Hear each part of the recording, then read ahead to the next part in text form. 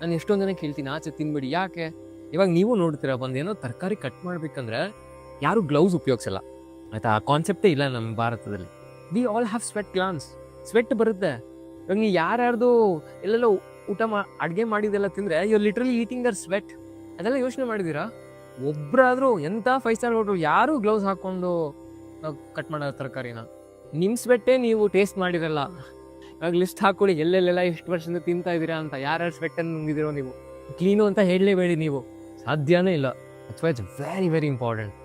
ಯಾರು ಅಡುಗೆ ಮಾಡ್ತಾರೆ, ಆ ಸಮಯ ಕಳೀತಾರಲ್ವಾ, ಆ ಪ್ರಾಸೆಸ್ ಇದೆ, ಆಹಾರ ಪದ್ಧತಿ ಹೆಂಗೆ ಮಾಡಬೇಕು, ಹೇಗೆ ಮಾಡಬೇಕು ಅಂತ ಎಲ್ಲ ಯೂಶಲಿ ಮನೇಲಿರೋರೇ ಮಾಡೋದು, ತಿಳಿದವರು. ಯಾರು ತಿಳಿದವರಲ್ಲ ಆ ಥರ ಗಲೀಜಾಗೆಲ್ಲ ಮಾಡಲ್ಲ.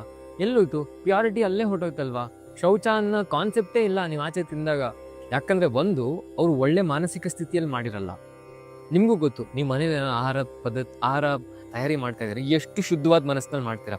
ಆಯ್ತಪ್ಪ, ಎಲ್ಲರಿಗೂ ಒಳ್ಳೇದಾಗಲಿ, ನನಗೂ ಒಳ್ಳೇದಾಗಲಿ, ಎಲ್ಲರೂ ಒಟ್ಟಿಗೆ ಇರೋಣ, ಸಂತೋಷವಾಗಿರೋಣ, ಖುಷಿಯಾಗಿರೋಣ, ಈ ಮನೋಭಾವನೆಯನ್ನು ನೀವು ಅಡುಗೆ ಮಾಡೋದು.